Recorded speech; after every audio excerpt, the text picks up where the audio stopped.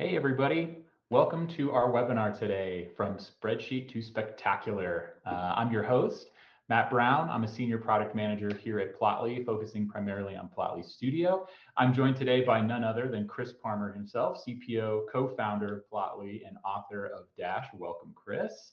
And today we're going to do just a quick overview of the company, Plotly, what Plotly Studio is. I'll give you a quick hands-on demo just to show you what the tool is capable of. And then I'm going to hand things over to Chris because he's got some amazing things to show you. He's going to be walking through some amazing apps that were built with Plotly Studio during our early access period, and also some tips and tricks for getting the most out of your workflow if you happen to be using the tool. Maybe a quick PSA before we get started. We're still in our early access program for Plotly Studio. If you head over to plotly.com, you can sign up today. Just find that little box that says try Plotly Studio, enter in a little bit of information, and you'll be off to the races. You should get same day access granted to the platform. And the best part is it's free for the next month. So you're going to want to get in and try that out, kick the tires, and see, see for yourself all the amazing things that Plotly Studio can do. All right, so to kick us off, maybe just a brief introduction to Plotly, the company. We were founded in 2013, and we are one of the major contributors to the open source ecosystem in the data and analytics space, specifically around visualization. We have, I think, 1.3 billion downloads. Is that right, Chris? 41 million per month. That's pretty unbelievable. I guess we have 12 libraries in the top 1%. And, we are a small but mighty company. We're just a little over 100 employees, but we are serving some of, the world's largest Fortune 500 companies, specifically helping them build great data applications and visualizations, specifically using Python. Plotly offers three primary products. Plotly Studio, which we're going to dive into today, that allows you to transform your data into stunning apps in just about 2 minutes using agentic analytics and about 10 plus years of best practices under the hood. Best part is you don't have to know any code to use that tool, even though it's capable of generating beautiful code. Basically, this is a tool that you drop your data into, and it builds you an awesome data app that's ready to share. Speaking of sharing, we have two other products. These are hosting platforms. The first one is Plotly Cloud, which is by far the easiest way to deploy, host, and share data apps. It's low cost, and it's a great way to take your amazing data app and get it into the hands of your colleagues and stakeholders. But if you require, let's say, on-premise hosting or more secure hosting options, Dash Enterprise is our flagship product, right? That's going to be your very robust hosting platform for all of your enterprise needs, essentially. We're going to keep moving right along because I know we have a ton of slides to get through because Chris has some awesome things to show you. Let's just start with Plotly Studio, just a quick overview, right? Plotly Studio, again, is an AI-powered data app development tool. It helps you explore any data set. It actually is capable of revealing hidden insights because the LLM under the hood has a pretty amazing and vast world knowledge that will often present you with some pretty interesting results, even without asking for them. And this basically delivers the power of custom Dash development, but no coding is required. It's going to give you beautiful, functional apps that are enriched with a decade of Plotly best practices. The bottom line is that Plotly Studio is an easier and faster way to create amazing data apps and share them with anyone. Okay.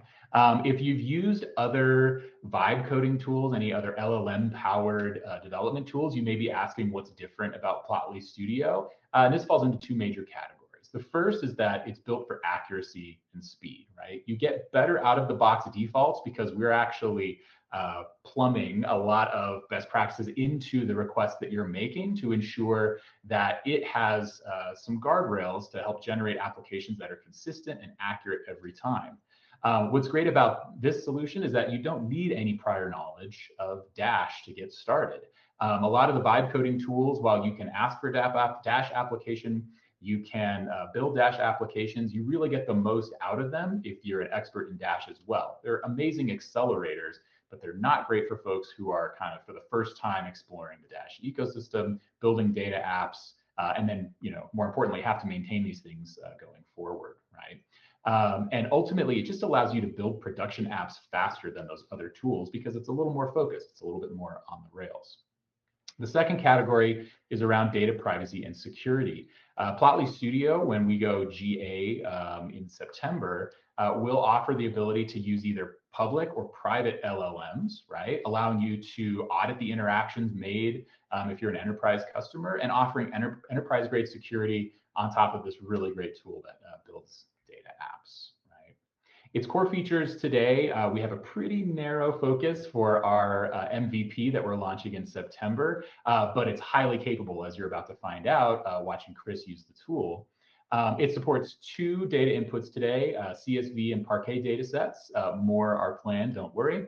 And what you'll see today is basically an AI-driven app generation workflow. You simply give it your data, and then you can optionally give some context to Plotly Studio about that data, and then generate an application from it. Every time you get an app that looks great, looks consistent with the applications that Plotly Studio normally creates, and highly functional, right? What's really great about this is that all of the steering required to build these applications is just natural language. If you happen to know code, that's great. And you can still get in and make tweaks to the code. The coding is optional. But most of the editing you're going to be doing is through natural language, and it's incredibly powerful. As I mentioned, the dashboards that are created are beautiful and interactive. You get global filters for each one. Each chart can have its own controls, and all of the charts are Plotly charts, so they're interactive from the start. And the apps themselves are imbued with best practices. Now, because we're aiming this tool at non-coders and low coders, we actually pre-install the Python environment and manage all of that for you under the hood. You'll never have to open up the terminal. You'll never have to work directly in Python if you don't know it. We have a really streamlined, nice to use UI-driven workflow that you'll see in just a few minutes. And last but not least is a one-click deployment method to either Plotly Cloud or Dash Enterprise, making it so simple to take your data app that you've built on your local computer and push that up to either Cloud or Dash Enterprise. All right, just a quick overview of the workflow for this tool. As you'll see in a few minutes here, you start with your data sample, you drop that in, let's say it's a CSV, and I can provide some additional context about that data. Maybe it's some domain knowledge, maybe it's a data dictionary, kind of explaining what each column is. In most cases, I don't even bother because the LLM is so capable that oftentimes it just builds the app without it. It's pretty amazing. We do generate an app outline first. That's like almost like a specification for the application that will eventually generate. And at that point, it's fully editable. I can actually change which charts will be included, the description of those charts. It's high level, right? So I can make broad brush changes really fast. And then I simply push a button and the app materializes, right? Once we've built the app, each of the components are modular and isolated, which allows us to go in and make refinements to them, right? And we can even add new charts if we want to as well. Once we've refined the charts and the application as a whole to a point where we like it, we just push that deploy button and off to Plotly Cloud or Dash Enterprise it goes, right? Pretty simple. Enough talk. I'd love to show you the tool. I'm going to generate an application on the fly here just to give you a feel for what it's like to work with Plotly Studio. And then it's over to Chris to show you all the amazing things that we've built so far with it and some really great tips and tricks. Give me just a minute to share my screen and we will get started. Okay. All right, here is Plotly Studio. Right now, I'm in the project screen. This houses all the projects I've built thus far. We're going to start with a new project here. Now, in this step, I'm going to bring some data into Plotly Studio. So I click this, and I'm going to pull up this healthcare data set, right? It gives me some metadata about this. It's fairly small, around 8 megabytes, 15 columns, and about 55,000 rows. At this point, I can set some context, right? So If I was working with a data set that was particularly esoteric, or maybe the column names were abbreviated and maybe hard to understand, this is where I would maybe provide some of that context. But in general, you don't really need to. And oftentimes I like just saying skip and see what we get first. We'll go ahead and push skip. And now we're going to generate an outline. Okay, this is like the pre-generation step where we create the plan for the application that we're going to build. Takes less than a minute, and basically it's going to describe the entire application to us in just a few moments. We'll have the title, the description, we'll have a list of charts, a list of filters, and then the theme that will be included in our application. What's amazing about this is that the spec that we generate is actually followed quite closely. So each of the charts here, they're not suggestions, they're the actual charts that will be created for the application, right? If any of these don't look particularly interesting to me, I can remove them. And if any of them need tweaking, I can click in and I can actually make edits to them right in this screen, which is pretty handy, right? In the interest of time, I'm not going to make any edits, but as you can see, this is the application that we're going to be building. And here are the global filters we will include. And then last but not least, here's this theme that it will generate for us. Okay. We'll push generate application, and in about 2 minutes, you'll see the app materialize. Right now, what it's doing is it's sharing a data profile with our LLM. Under the hood, we share things like column names, value ranges, sample values, right? Nothing crazy, but just like, 5 to 10 values for each column, just to make sure that the LLM has enough context to generate a pretty reliable application. Then we basically scaffold the app, and for each of the individual components, we go out and we generate these in parallel. So you'll actually start seeing these show up in blue here, one by one over the course of this generation.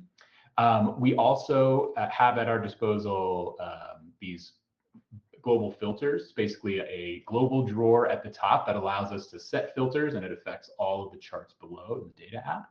We'll have a row of data cards, just big numbers that showcase kind of rough metrics that are pretty useful. And then at the bottom of every app, we include a data table. It's actually an AG grid that allows you to kind of slice and dice and look at the data, at a more granular level.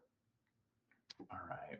So it'll take just about a minute to go here. Looks like all of the charts have finished. We're just generating the last bit of the data cards. And maybe it's important to call out here too that this is an agentic workflow. So as we're building these components under the hood, if there are errors, we detect that and we actually rerun the generation process, giving the LLM more context about what broke so that we can reliably return back these charts to you.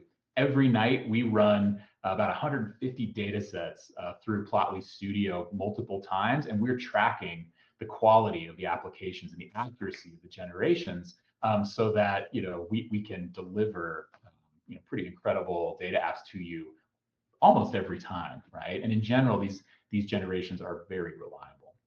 As you can see here, our app has generated. At the top, we have metadata about the application. Here's this really nice drawer full of filters. If I pick something here, you'll notice that all of these will update to match in just a moment, just like that. I'll set it back to all so we can continue down through here. We have a row of data cards, right? Big numbers. And then all of the charts are down below. I think we asked for about 6 here. And what you'll notice is that without any context, without me really specifying anything at all, this is what it shows, right? We have an age and gender distribution here. We have a billing amount by medical condition, a box plot here, kind of interesting. Looks like we've got a line chart for hospital admissions timeline. And we actually have some controls here that allow us to change the binning frequency. So we could look at this maybe more granularly at a weekly level. And then what's great about Plotly charts is I can click and drag and zoom in and look at any of these, right? And go back. So you have a lot of tools at your disposal right inside the charts themselves, which is great too. Each of these charts, they are affected by the global charts above, but you can also make changes directly to any of these as well. You can include further filtering if that would be useful to you in the chart, right? These all look pretty good in general.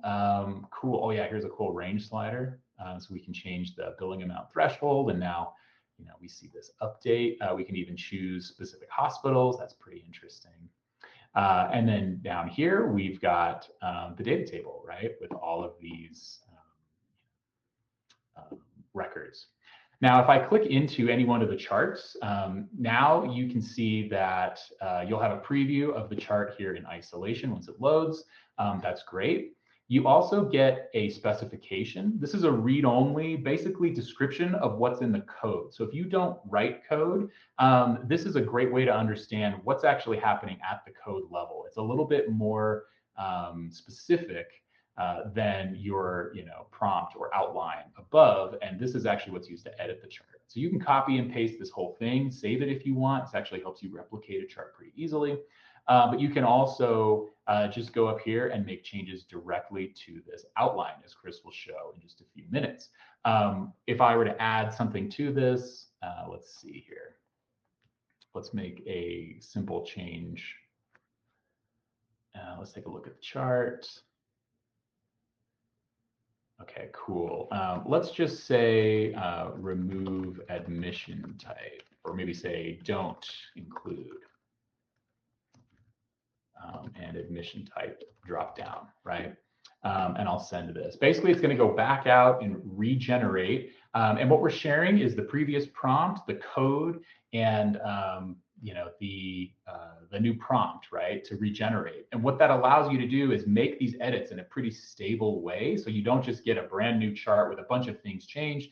You get more specific focusing of the LLM on the particular problem at hand, so that when you get your chart back, it's only made the edit that you care about. So when this loads, I expect that we only have one dropdown, as you can see, just for medical condition, right? Now that's a pretty simple way of iterating on a chart. As Chris is going to show you, you can ask for all sorts of things, color changes. You could ask for it to overlay important dates. You can do all sorts of things with this. So this is kind of a new interface. A little bit different than maybe the chat interfaces you may be used to inside of these vibe coding tools, but highly capable and allows you to iterate on these charts. Last but not least, if you want to make code changes, you just jump right into the code editor here, and you can actually, you can change any of this and then save it and basically see those changes reflected in your application. The code itself is nicely indented, it's modular, it's really nicely written and commented, pretty approachable. Even if you're just somewhat new to coding Dash applications. I think that's about it. I don't want to take too much more time because I know Chris has a ton of awesome things to show you. Maybe the last thing to point out here is just that if I push publish, this app goes up to Plotly Cloud, and then I can go share it. And it's easy as that. With that, I'm going to stop sharing, and I'm going to hand things over to Chris, who's going to walk you through some of the amazing things we've built with this tool. Amazing. Thanks, Matt. I'll share my screen real quick. So Matt just showed how to create an application in about 2 minutes using the defaults and the preferences that Plotly Studio came up with. And what I want to show today is a bunch of examples about how you can tweak the outputs. So if you want to create your own application, you want to create your own visualizations, what you can do. And the way you do this in Plotly Studio is pretty amazing. And it shows that any stakeholder that you're building applications for can actually come into the product itself and make the tweaks that they want to see themselves. We've talked for a long time in the industry about self-service and about democratizing data analysis. And a lot of that's come through making products easier to use. And honestly, it feels like finally we are here with AI in Plotly Studio, where you don't need to learn Python or a particular UI or any particular data visualization library to make incredible things. I'm going to show a bunch of examples where in about 5 sentences, I can make a really custom, sophisticated visualization and application that is actually writing 600 lines of Python under the hood. And in this new model, because it's all just plain text, I'm just writing prompts, collaboration is really easy because I can then send that plain text to somebody else who can download Plotly Studio and recreate the same thing and remix it and tweak it however they want. Collaboration can also happen through publishing the applications and allowing people to consume what I create. So anyway, let's get into it. First off, we're just going to look at analyzing and visualizing data with Plotly Studio in natural language. So let's look at this chart. This looks like a pretty complex chart to me. If I were to program this chart, it might take me a couple of days. There's a lot of unique aspects to this visualization. There are, first off, several charts here. And as I select different tickers in this dropdown up here, more charts get displayed. I'm displaying different attributes based off this price type dropdown. There's a time range here. I'm showing all data, but it can show different amounts of data, 7 days or 30 days. It's computing Bollinger Bands for technical analysis, and then it's annotating the chart when there's a 5% swing up or down. I'm pre-selecting a portfolio of banking stocks versus tech stocks. And this was a chart that I made in Plotly Studio. But if I were to program this by hand using Dash and Plotly or any other software, this might take me a couple of days to do. And so I want to show what it's like to go from something really simple to this with just a series of prompts. This is what it looked like as I made this chart in Plotly Studio last night. So that chart outline view that Matt showed earlier that had a default outline that Studio generated, I was tweaking that and adding statements line after line, customizing the visualization until I got to this end result. And let's just kind of do it together. So to start, you might just say, show me the stock price of a particular stock. But often you don't want to view just a particular one, you want to view it in a dropdown. So I'll just say, replace Barclays with a ticker dropdown. And now I can view any stock with a dropdown. And maybe I don't want to just view the open price, but I want to have a dropdown to select the open, close, high, or low. So I'll add that line to my prompt. And often I want to view the volume of the exchanges below. So I just say display the volume as a bar chart on the second y-axis. And now there's a second y-axis here, and there's this bar chart that gets displayed below. And I don't want to just display a single ticker. I want to compare tickers. So instead of it being a ticker dropdown, I'm going to make it a multi-ticker dropdown. And now as I select multiple tickers, I can see all of them. But all of these tickers are on the same axis right now, and they have different ranges. So viewing it all at once is a little bit cluttered. So actually, I want to say display separate stack charts for each ticker and set it to be 150 pixels tall. And now this generates this chart for me. In each of these steps, as I'm iterating here, it takes about 20 to 30 seconds to regenerate the Python file. It'll include the previous preferences that I had on my code. So things don't get totally rewritten. That you can notice from change to change, the chart largely looks the same. Just the addition that I made is what got changed in the code. And under the hood, this is generating that Python code with Plotly and Dash and all of our best practices to create this. So at this point, it's probably around 400 lines of code that got created. I notice in this chart, it's a little bit busy with all these grid lines since the charts are small. So I'm just going to say hide the grid lines and hide the axis labels. OK, that's a lot cleaner now. And I actually want to view some analytics on top of it. So I'm going to say option for Bollinger Bands and other technical analysis. I say other technical analysis to let the LLM come up with some other suggestions. Like in this case, it came up with some moving averages that are included as well. And when I select this dropdown, it's actually computing that code for me. It's writing the Python data analytics code to compute this data. And now I want a time range dropdown. Last day, 7 days, 14 days, month, quarter, all. I just add that. And now I've got another dropdown in here. And I don't want to always just select the same portfolios every time. I'm always kind of interested in a few different ones. So I'm going to say include 10 different sample portfolios, tech stocks, bank stocks. And now when I select that, it'll show a series of portfolios for me. And now I want to annotate this. So actually, every time that there's a 5% jump, show a solid red line and show a dash magenta line when there's a positive jump. And now you can see in here that there's these dash magenta lines and these positive red lines whenever there's a 5% jump.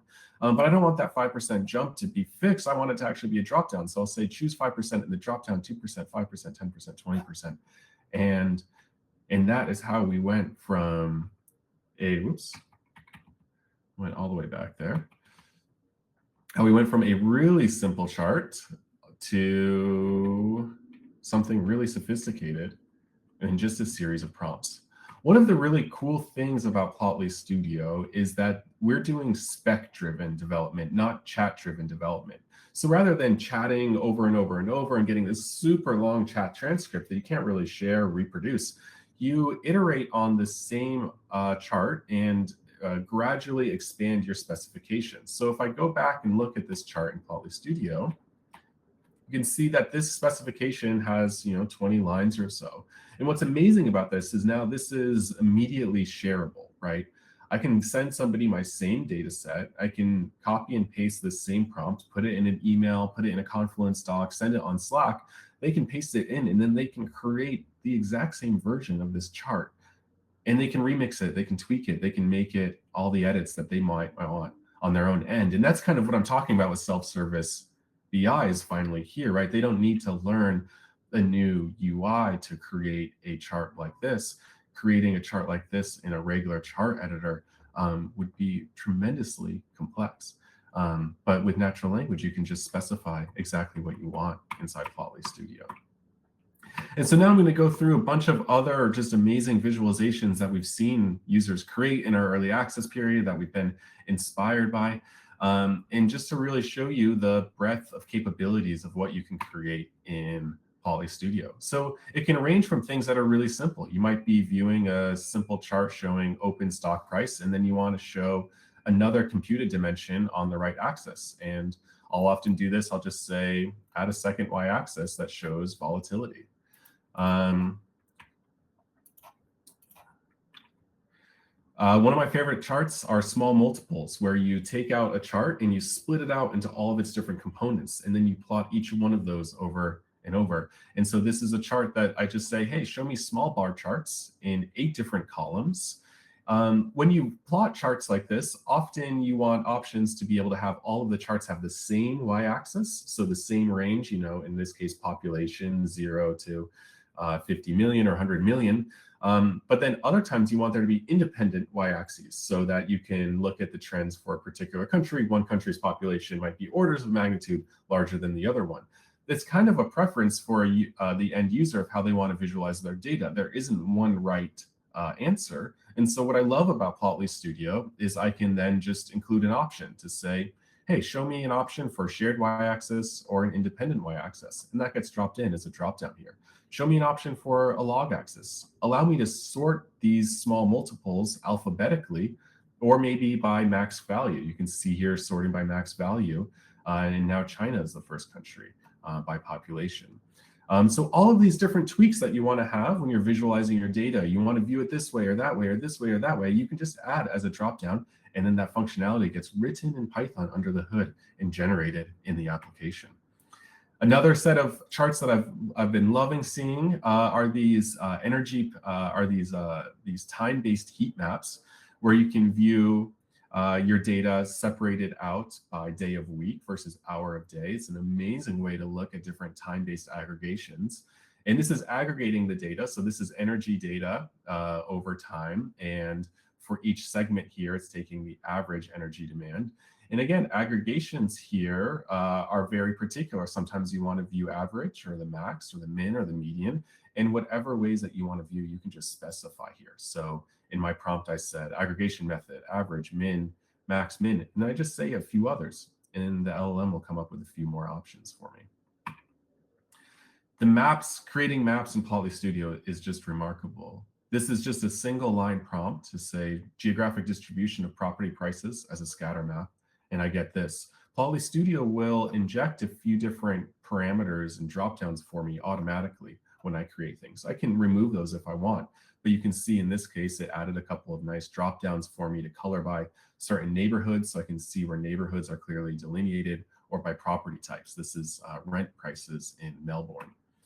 I was looking at this data last night. This is 311 cases in San Francisco. So 311 is the number you call if there's somebody's blocking your driveway, or there's graffiti, or there's some trash that needs to get cleaned up. And in 4 sentences, I made this incredible density map with 3 different options. Option to select a neighborhood, or just filter by complaint type, or to filter by a time of day. And those types of requests, like time of day, are actually kind of ambiguous, right? I mean, that would actually kind of be difficult or require some business logic to compute. You might say morning is 8 a.m. to noon, afternoon is noon to 4. Like, there's a fair amount of complexity with a simple request like time of day. And that's an amazing thing that Plotly Studio does for you, is it can take a request that's kind of open-ended like this, and then come up with the actual defaults, and then you can tweak those later. Maybe you don't agree with what afternoon is, or you want an early evening, or you want a particular time of 10 a.m. to 11 a.m. You can just specify that in your prompt. Another amazing visualization that I love, you see these a lot in data journalism, these dot plots that show comparisons between two different things. You see this a lot with survey data showing how trends have shifted over time between one demographic or the next, or between one time period and the next time period. A fairly sophisticated chart to create, a chart that's not available in many chart editors or builders out there. And with a couple of prompts here, I'm creating this dot plot. And doing this, I'm doing it by kind of describing how I want the visualization to be created. I might not know the name of this visualization, but I can kind of describe it and say, for each category, I want to display 2 points for each neighborhood, and then have a line connect them. And Plotly Studio is able to interpret that request and translate it into Plotly's underlying visualization library. Tables are an amazing thing that can get generated in Plotly Studio. It's not just graphs that you can create, and the tables can have really rich conditional formatting with different colors embedded. Plotly Studio is generating Dash code, and Dash code is rendering things with JavaScript and HTML and React components. And so the whole web of the whole available technologies available on the web, like HTML and CSS, are available to be specified in Plotly Studio. And so here, this is a really nice table where we have these nice conditional formatting blocks here. I'm pulling out pivot tables in here. So there's separate tables that get created as I segment different things. And I have very custom aggregation things at the bottom. And if you don't like the style here, you can just change it. So here I said, show the summary stats in a nice footer row, showing open close cases, max duration, percent closed total cases. If you want to view something different here, you can just specify in natural language and get exactly the view in the user interface that you want. Conditional formatting works great, of course, in financial data sets. You can also have advanced table features like freezing the first column, or having compact styles, or even computing additional financial metrics. Theming is also amazing and cannot be simpler in Plotly Studio with natural language. This was an area when we started building Plotly Studio early on, we weren't sure if a point-and-click user interface would be better than natural language, or if you could actually specify what you want in natural language, and if that would have enough specificity versus a sort of point-and-click theme editor. And what we found is that editing things in natural language is actually amazing for things like themes. If you just want to change the color of something, you can just say, make it pink. But you can also infer full-on application themes like, hey, I want this to be matrix theme. And that's all you need to write.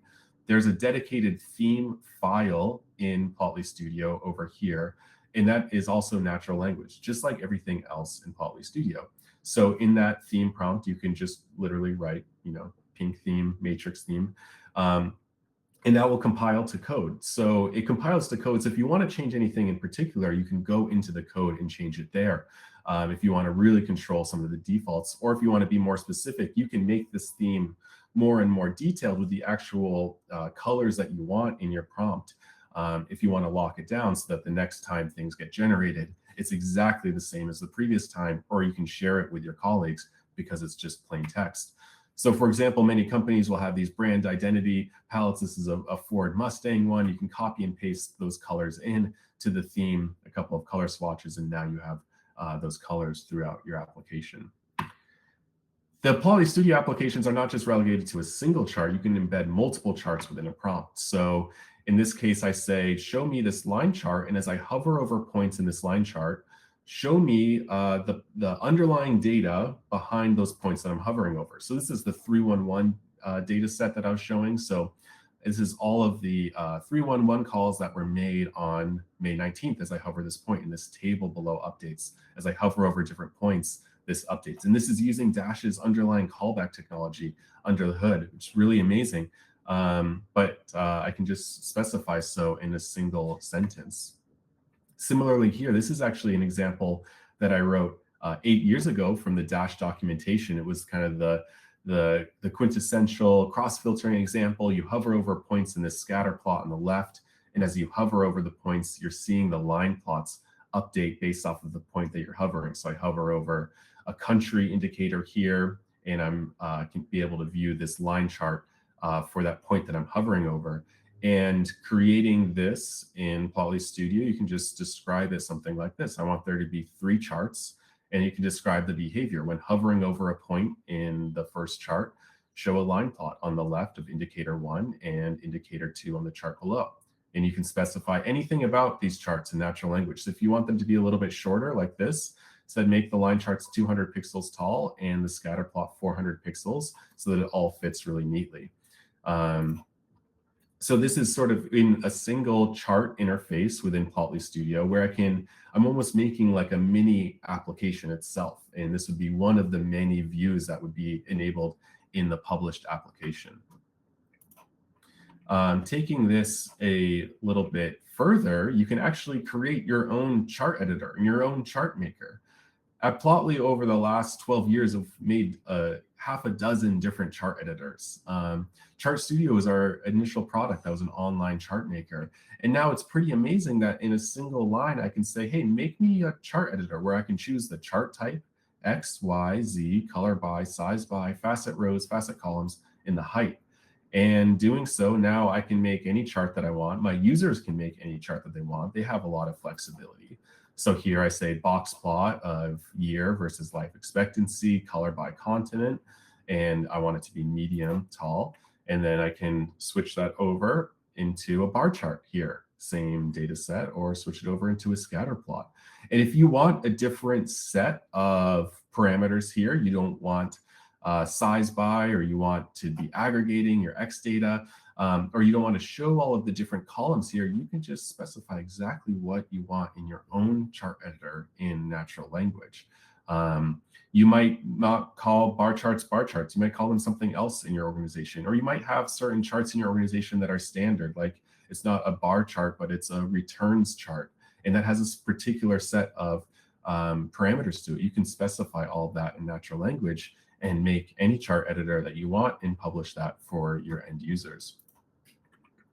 And Plotly Studio isn't just relegated to visualizing data or historical data. You can actually run scenarios and do data analysis and run computations and create custom interfaces for all of those. So this is sort of the hello world of quantitative finance.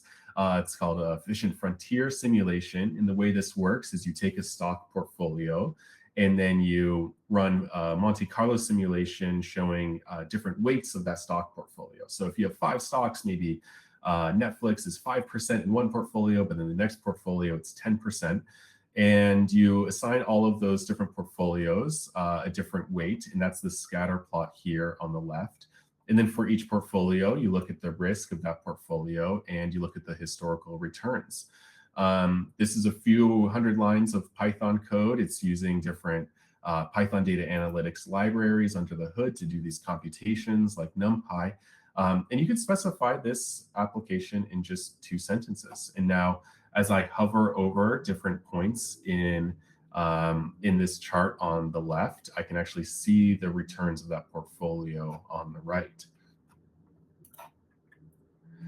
So here I hover over this particular portfolio and then I can see the historical returns of that portfolio. And so this is all data that's computed on the live. The data set that I uploaded was just the historical returns of stocks, but then here this efficient frontier portfolio is computing all of this financial analytics on the fly in Python code and then displaying this user interface for me. This is what the code looks like. You can see there's NumPy in here. There's we're creating random weights, it's looping through things, there's covariance matrices, so it's doing real analytics work under the hood for you.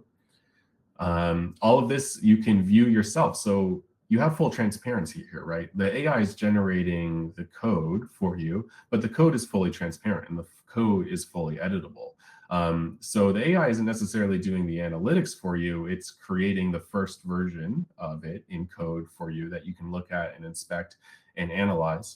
And it's also creating a specification file for you that Matt showed earlier that describes what the code is doing. So you can actually read through what the code is doing in natural language. So you can see, okay, we're computing the daily returns from historical data, and then we compute annualized mean returns, and then we compute annualized covariance matrix, and then we take random portfolio weights for each simulation.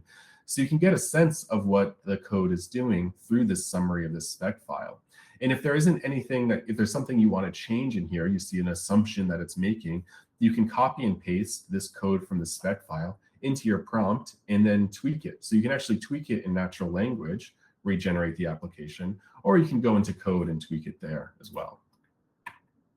Similarly, this is an application that has a editable table. So we started this webinar kind of talking about spreadsheets. That was the theme of the webinar, from spreadsheets to spectacular. And spreadsheets are amazing because you can edit them, right? You can put in different scenarios that you might want to edit and tweak the numbers and see the results. And you can do the same thing in Plotly Studio by just saying, hey, create an editable table for me. This is showing 3 different stock portfolios, and I can assign different weights that I want of how much my portfolio has of these different stocks, and then press submit, and then I'll see the historical returns over them. Similarly, this was another cool simulation app that incorporates a lot of the world knowledge about LLMs. So this was a financial simulation app showing what different returns would be if you invested in Apple at different time periods. So what would it be like if you invested, put in $100 at the start of the financial crisis or at the start of the dot-com bubble? But it also includes things like, what if you put it in at the start of an Apple Watch launch? And that information, all I had to say was put in sample scenarios like the iPhone launch, the iPad launch, the Apple Watch launch. And the LLM has a lot of world knowledge about these world events. Yes, Apple product launches are world events. And it includes that data in by default. So I don't actually need to specify it. Of course, I should, go into the code and verify it and double check those numbers before I would publish this. But it's just kind of amazing to be creating these applications that incorporate this type of world knowledge so easily. And then being able to look at these different scenarios really, really easily. So this was looking at scenarios one at a time, but then I actually wanted to display all of the scenarios. So here I just added one line to my prompt at the bottom. I said display returns of all scenarios in a table below. And then here's all of the scenarios that I was looking at around investing $100 in Apple at different time periods and selling at different times. And you can see what the returns in length of the simulation was. So it's pretty amazing to be able to specify these different sort of scenarios that have a bunch of different parameters included in them, and then run the results, and then also summarize all of the results as well. So this was, a whirlwind showcase of what you can make in Plotly Studio. Plotly Studio's only been out in early access for 2 months, and this is the types of stuff that we're seeing get created. Each one of those individual charts can be 600 lines of Python. And a Plotly Studio app can have 6 to 10 of those. So you're able to create these incredible data applications that all in all might have 6,000 lines of Python code. And that gets generated in a couple of minutes when you start. And you're able to express these really rich, interactive, amazing visualizations and analytics actually really effectively in natural language. This was a huge open question for us of how you would be able to express the complexity of data analytics and visualization in natural language. And what we found is that it's pretty remarkable about what you can express tersely. And by doing this spec-driven development instead of chat-driven development, you're able to create a specification that describes the visualizations and the analytics that you want in more detail. And that makes itself an amazing artifact that you can share with others. If you're a product manager, we talk a lot about product requirement document, a PRD. And it's kind of like that. You're specifying more and more what you want. And that becomes an artifact in itself. And it's really refreshing creating applications in this user interface after dealing with chatbots for a long time, where previously I might be sharing a transcript with a colleague that was like 100 lines long, like it has a 100 back and forth messages back and forth, and it's hard or impossible to reproduce the results that you might get out of a chat transcript. So this spec-driven development is a really new interface for building out applications in natural language, and we're really excited about it. And I hope you are too. Plotly Studio is available for early access. Please try it out. It's free right now. It won't be free forever. It's a desktop application, but we want you to give it a try. We want to hear your feedback. We want to see what you're building. Go to plotly.com/studio, give it a try, get in touch with us. We're available. I'm on the community forum sharing what I'm creating. I'd love to see you share what you create as well. And we're going to have an enterprise version as well that will connect with Dash Enterprise for private deployments of these applications. It'll connect with your own organization's LLM in case there's data security requirements. And so if you're interested in evaluating this at your company, please get in touch. We'd love to do a demo for you, do a workshop with you, create some amazing applications. So that's all we got for today. We've got some time for Q&A. Yeah. Yeah, so I've been doing my best to try to answer as many of these as I can, but I think there's a few more in here, Chris. It would be great maybe to have you weigh in. Does Plotly Studio support unstructured data today? Oh, that's a good question. Yes and no. I mean, the main thing that Plotly Studio needs is it needs to be a CSV or Parquet data. So it needs to be in a table. But within that table itself, you can have sort of unstructured data where it doesn't need to just be numbers or dates, but you could have like a product review or something like that, right? That can be a long string. And then you could do data analysis on that product review or do search based off of that. And then, other unstructured formats, like images and audio and stuff like that. Not today, but certainly soon. Awesome. That makes sense.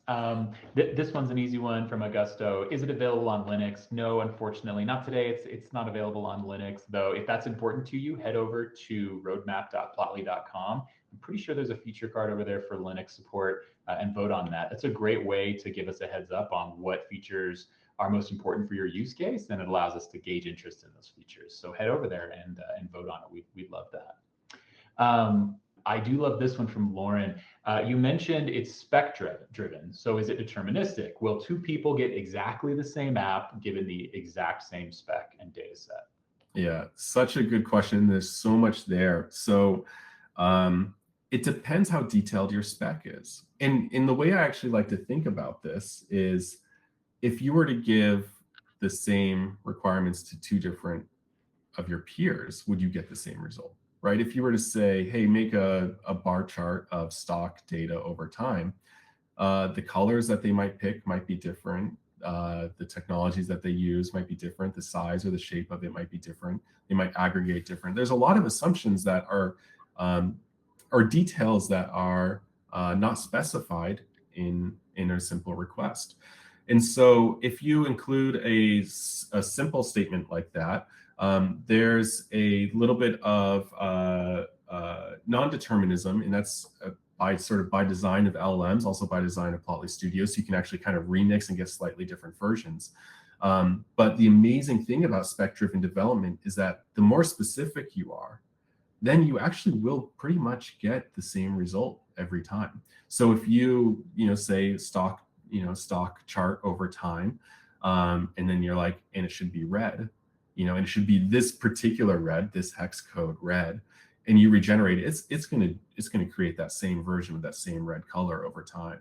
And so I've created spec files that are 20 lines long, that exactly what I want. And I share those with colleagues, and then they're able to recreate, and they get the same result.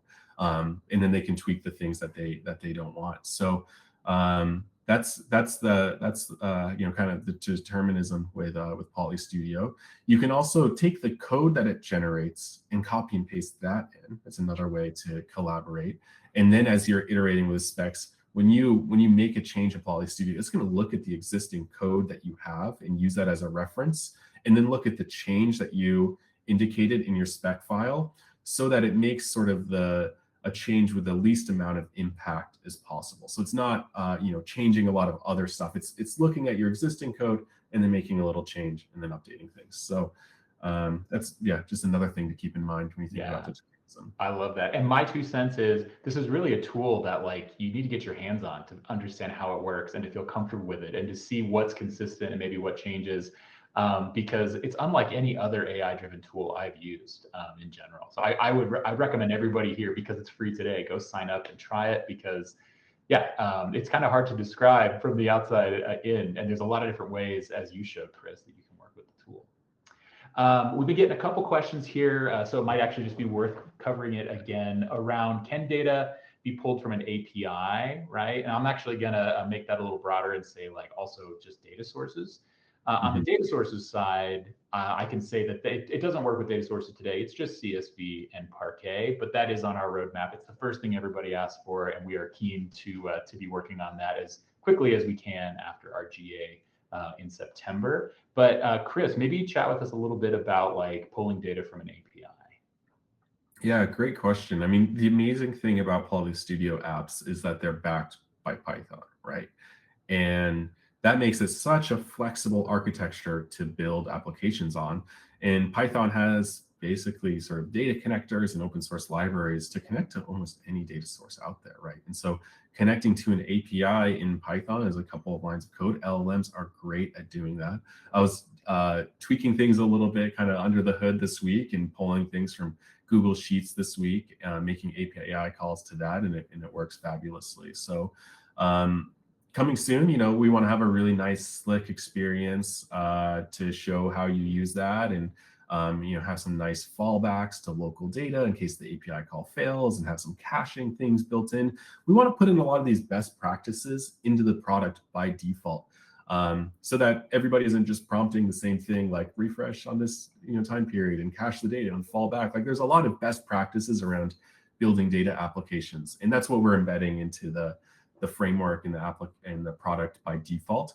And so we'll wire those in, and then once we add in capabilities to connect to APIs, a lot of those defaults will be built into the experience. Awesome. So long story short, we've got some official things planned. We can unblock you if this is something you need. We can go directly into the code, and we can basically get you what you need. And like, the future is bright. We're gonna have all sorts of interesting features here around data access and pulling data in a standard and really robust way. So keep an eye on the roadmap, and for more product updates in the future.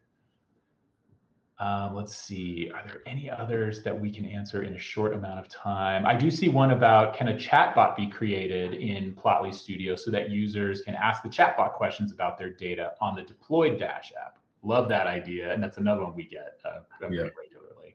Chris, what do you think? Yeah, it's a really great idea, and it's actually relatively complex. The way that we're handling data analytics in Plotly Studio is we're not just asking the LLM to do data analytics for us. We don't just give it a bunch of numbers and we say, what's the answer? I mean, if you were to upload data into a chatbot like ChatGPT or something like that, that's what it might be doing. It'll take a string of numbers and it'll look at those numbers and it'll come up with an answer. The approach we take that's much more flexible and accurate is that we don't just look at those numbers and then try to give an answer or try to create a visualization. We take the request, we convert that request into code, Python data analytics code. We run that code. That code is deterministic, right? That code is generated by AI. But at the point that the code is generated, the code is static, right? And then the code is running the analytics. It's computing the numbers. It's displaying the chart and the visualization. And so for the sort of, I want the chatbot for the end user case, what that would end up meaning is that we would be generating Python code on the fly for the end user, and then finding a place to run that code on the fly and then display the results on the fly for the end user, which is fairly sophisticated to do. And so currently the way we'd recommend doing that is the end user would download Plotly Studio, because Plotly Studio has a Python interpreter in it. We bundle Python in it, we write code, and we run that code. And so the way I recommend that type of collaboration working today is have that end user download Plotly Studio, share the prompts with them, and then they can create their own analysis.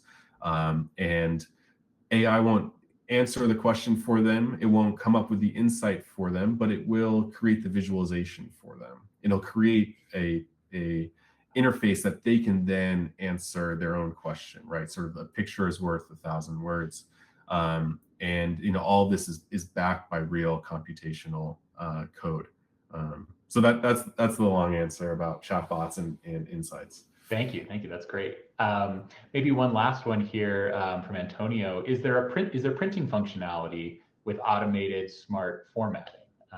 Maybe we could talk a little bit about built-in features in Plotly itself, like the chart snapshot feature, and then also the fact that this just runs in your browser, so you can really just print the page, right? Yeah, exactly. Yeah, you can download the charts directly. There's a button to download them. You can do Command P in your browser and get a PDF that way. And we're looking at making that a little bit more first-class feature as well. Awesome. All right. I think we've got a couple more things to cover, Chris, if you don't mind jumping to the next slide for us. I think it's the next one. Yeah, we're going to be at the Align AI Summit. If you go back one, yeah, I think it's August 20th in San Francisco. If you're going to be there, we'd love to chat with you. Come by booth 6 and say hi. We'll be there. And then next slide, Chris. We're going to be at Collide 2025 on September 30th in Atlanta. So if you're planning to be at either of these events, come say hi. We would love to meet you and chat more about Plotly Studio. Maybe you can do a live demo. I think we could do that as well. Thank you so much for your time today, Chris. I'm just stoked at all of the examples you shared. I want to go try some of these things out myself. It's been amazing seeing this stream of demos and awesome examples flooding my Slack every day. I'm really excited to try it. And to everyone here, go try it yourselves as well. Like I said, it's free. Go sign up today, and you can be playing around with your data sets and like seeing how easy it is to create incredible applications in about 2 minutes. So with that, I think we'll close out the webinar. Thank you everyone for attending. It's been a pleasure, and we'll see you on the next one. Great. Thanks everybody. Bye for now.